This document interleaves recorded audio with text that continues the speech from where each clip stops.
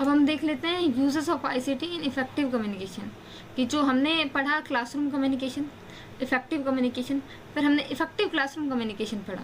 तो इस effective classroom communication में हमने देखा था कि वहाँ पे क्लासरूम का कम्युनिकेशन कब इफेक्टिव हो जाता है, जब हम उसमें आईसीटी का यूज़ करते हैं। ठीक है, आईसीटी का यूज़ मतलब आईसीटी क्या होता है, आईसीटी हमारे एक यूनिट भी है अलग से, आगे हम उसको पढ़ेंगे डिटेल में। तो आईसीटी का मतलब है टेक्नोलॉजी। ठीक है, टेक्नोलॉजी है ना, मतलब जहाँ पे जिन चीज़ों में हम तकनीक का इस्तेमाल कर रहे हैं।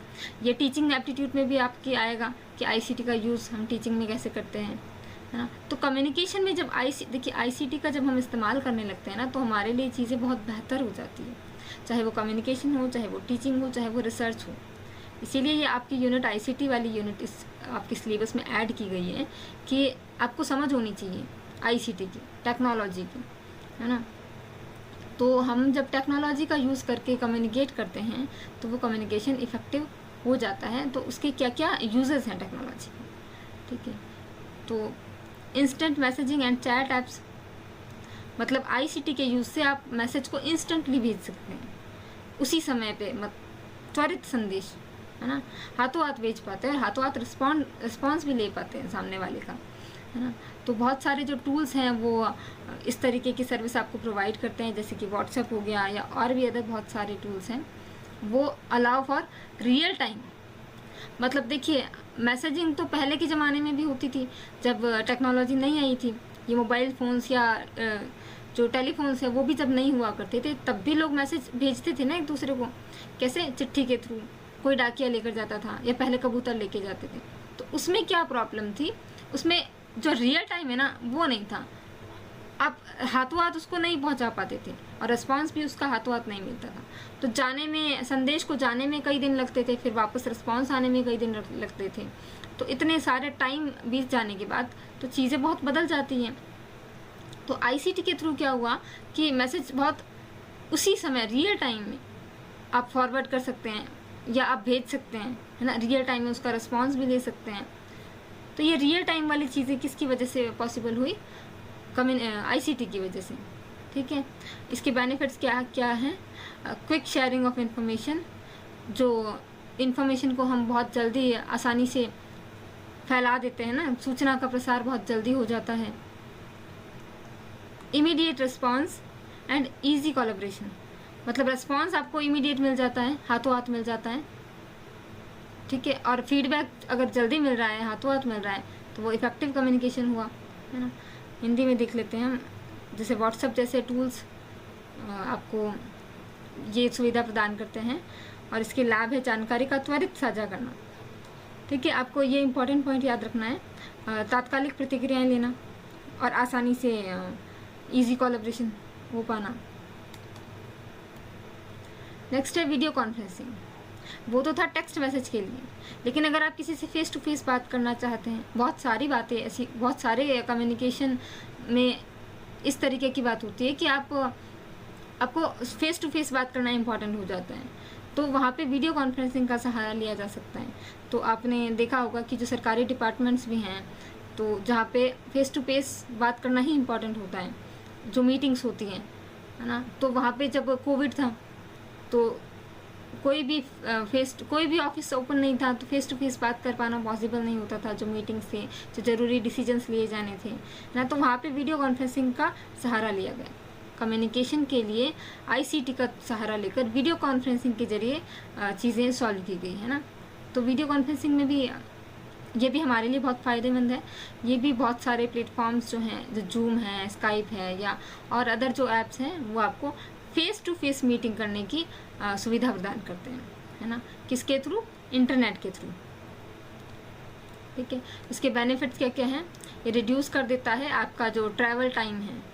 अगर आप किसी से फेस टू फेस बात करना चाहते हैं तो आप वीडियो कॉन्फ्रेंसिंग कब करेंगे, जब उस तक आपके लिए पहुंच पाना बहुत आसान नहीं है, वो बहुत दूर रहता है।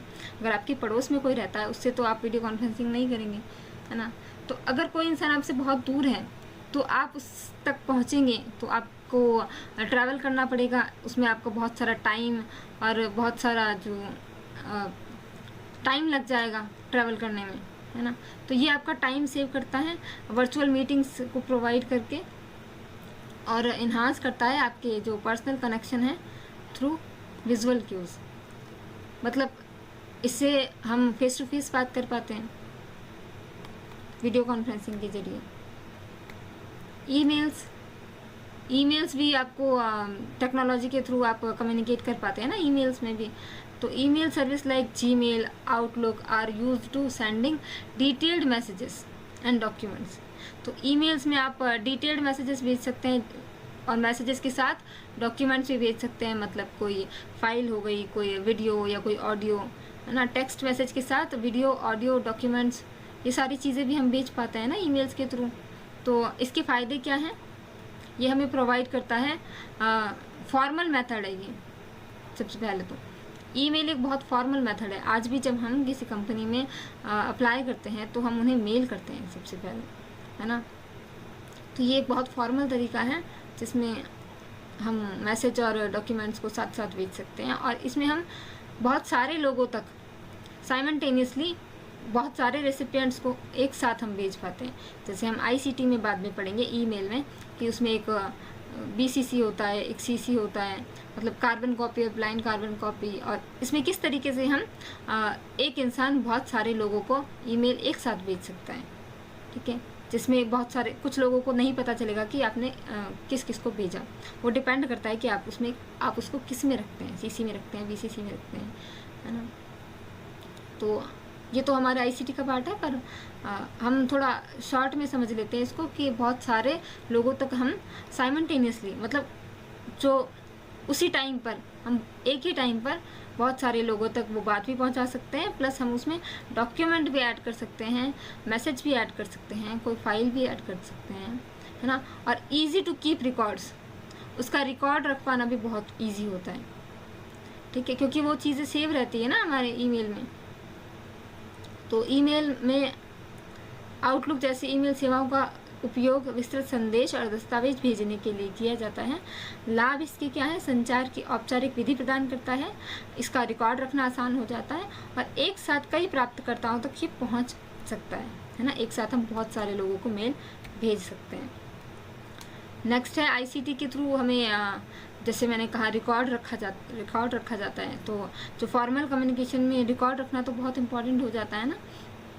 तो रिकॉर्ड के लिए हमें टेक्नोलॉजी जो क्लाउड स्टोरेज है वो प्रोवाइड करती हैं। फाइल शेयरिंग की सुविधा भी, अदर ऐप्स भी बहुत सारे ऐसे हैं जो फाइल शेयरिंग की सुविधा को हमें प्रदान करते हैं, जैसे कि वन ड्राइव हो गया, या और भी बहुत सारे हैं, गूगल ड्राइव है, ड्रॉप बॉक्स है, ठीक है। तो इनके द्वारा हम फाइल को शेयर कर सकते हैं, और ये हमें क्लाउड स्टोरेज भी देते हैं कि हम फाइलों को वहाँ पे सेव करके रख सकते हैं, है ना। अगर आप लोग जैसे इस्तेमाल करते होंगे तो आपको पता होगा कि हम इन सारे वन ड्राइव हो गया या गूगल ड्राइव हो गया, इनमें हम अपने डॉक्यूमेंट, ज़रूरी डॉक्यूमेंट को लोग उसमें सेव कर लेते हैं कि आपके जो आधार कार्ड है या आपके जो भी डॉक्यूमेंट्स हैं जो आपको कभी भी उसकी ज़रूरत पड़ सकती है कहीं पे भी, तो हम क्या करते हैं उनको अपने वहाँ पे क्लाउड स्टोरेज में सेव करके रख लेते हैं, ताकि हमें जब भी ज़रूरत हो हम उनको एक्सेस कर पाएँ, है ना।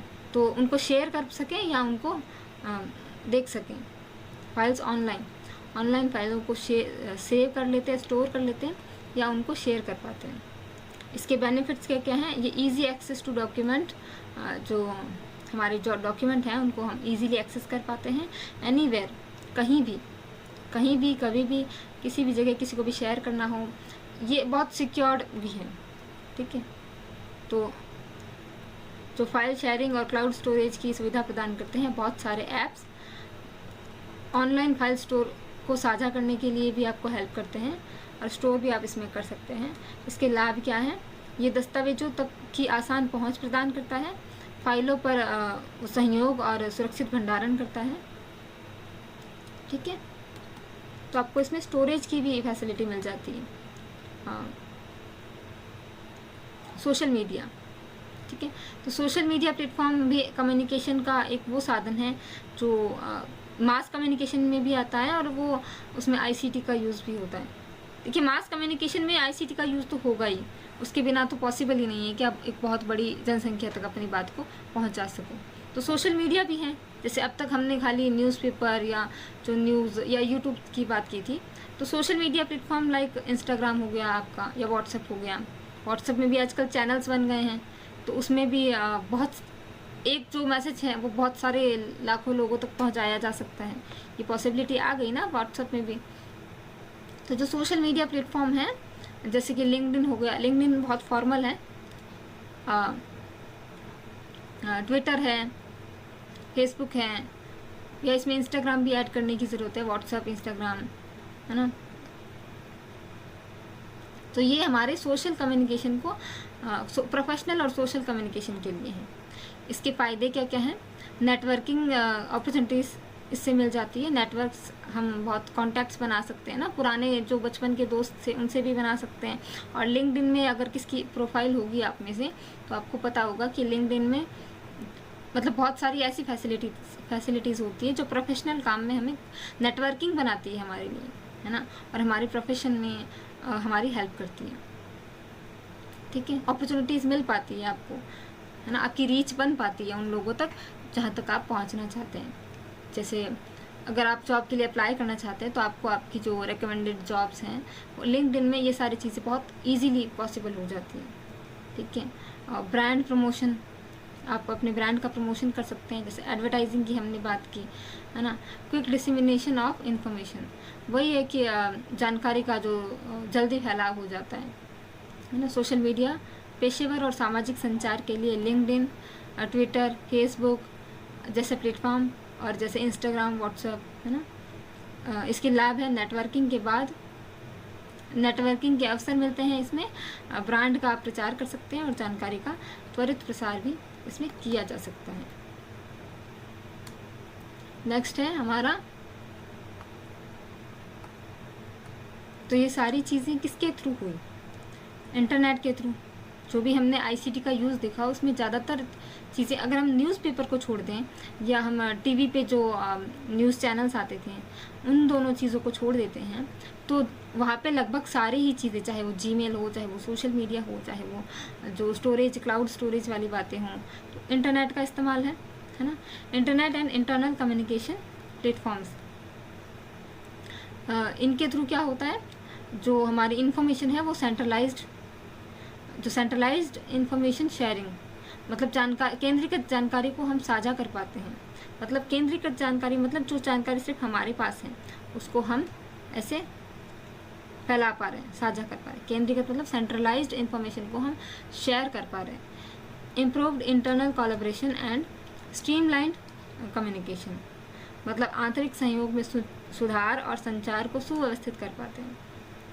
तो बेसिकली यहाँ पे इंटरनेट का जो उसकी इम्पोर्टेंस है ना, कि इंटरनेट के थ्रू अब चीज़ें नहीं पॉसिबल हैं, तो ये भी आईसीटी में इंटरनेट का बहुत बड़ा यूज़ है। मोबाइल टेक्नोलॉजी तो मोस्ट इम्पॉर्टेंट थिंग है ना। इसमें आईसीटी का जो सबसे बड़ा यूज़ है ना, वो मैं कहूँगी कि मोबाइल, स्मार्टफोन, इसी में होता है। आप चाहे आप ईमेल भेज रहे हो, चाहे आप सोशल मीडिया का यूज़ कर रहे हो, चाहे आप क्लाउड स्टोरेज का यूज़ कर रहे हो, या फिर आप कोई भी जो अदर चीज़ें हमने पढ़ी, सब आप किससे कर सकते हो?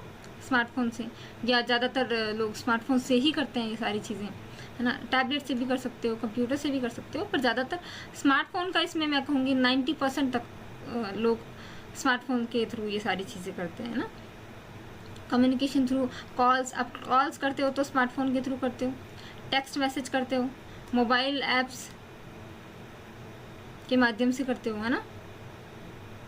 Communication on the go, accessibility and हमारे कन्वीनियंस के अकॉर्डिंग, हमारी जो सुविधा है उसके अकॉर्डिंग। स्मार्टफोन हमारे हाथ में है तो हम कभी भी कहीं भी किसी को कॉल भी कर सकते हैं, मैसेज भी कर सकते हैं, या अदर जो मेल वगैरह हैं, ये सारी चीज़ें हम मोबाइल टेक्नोलॉजी के थ्रू चीज़ें बहुत ज़्यादा आसान हो गई है। अब सुविधाजनक भी हो गई है, एक्सेसिबिलिटी भी इसकी बढ़ गई है, मतलब हर किसी तक ये चीज़ें पहुंच पा रही है ना, क्योंकि इजी हो रहा है ना काम बहुत। आप हाथ में उसको रख सकते हो, प्लस आपका जो